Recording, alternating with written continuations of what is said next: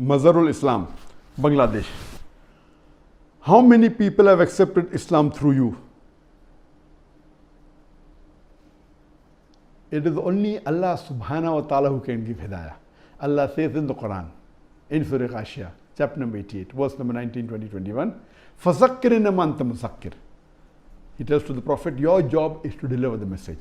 Giving hidayah is in the hands of Allah subhanahu wa ta'ala alone.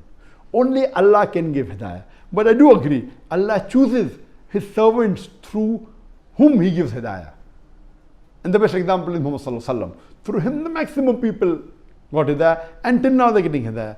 As far as how many people have got hidayah through me, it is Allah subhanahu wa ta'ala who's the best to keep the hisab. Even if one person gets hidayah, I would thank Allah subhanahu wa ta'ala, because it will, that one person you give hidayah, through you Allah gives hidayah, it's sufficient to transport to Jannah.